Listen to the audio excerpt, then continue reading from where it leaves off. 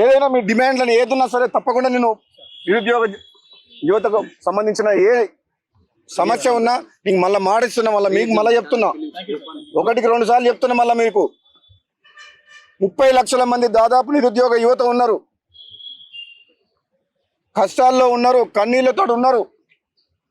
తెలంగాణ వస్తే మా బతుకులు బాగుపడతాయి, మాకు ఉద్యోగాలు వస్తాయి, ఈ ఉమ్మడి ఆంధ్రప్రదేశ్లో మాకు అన్యాయం జరిగింది అని ఎంతో ఆశతో తెలంగాణ ఉద్యమంలో ఉన్నారు.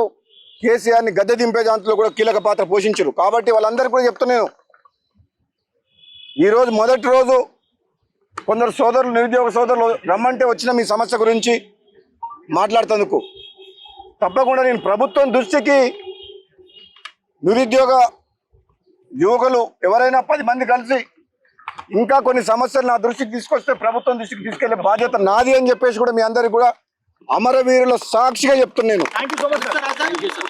ఎందుకంటే మీ అందరికి తెలుసు,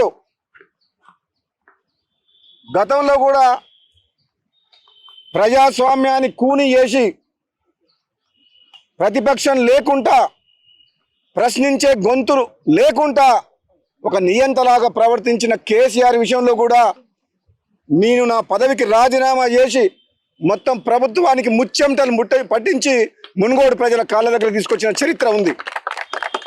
నేను కేవలం ఈరోజు ఇక్కడికి రావడం కూడా ముఖ్య కారణం ఏంటంటే, ఎంతోమంది నా తమ్ముళ్ళు బాధలు చెప్పుకోలేక,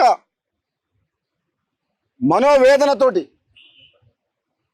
వాళ్ళ కుటుంబాన్ని పోషించుకోలేక, పెళ్ళిళ్ళు కాలేక, ఎన్నో ఆర్థికమైన సమస్యలతోటి వాళ్ళ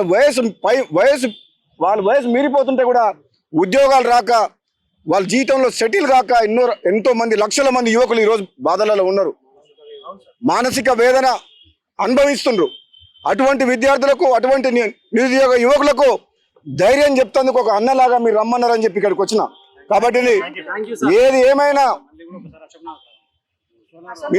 ఏమైనా నాకు ఈరోజు తెలిసింది, నేను అమరవీరుల స్తూపం ఈరోజు సెప్టెంబర్ 17 అని చెప్పి నేను వస్తుంటే కొన్ని ఎడ్యుకేషన్ ఇన్స్టిట్యూషన్ దగ్గర కూడా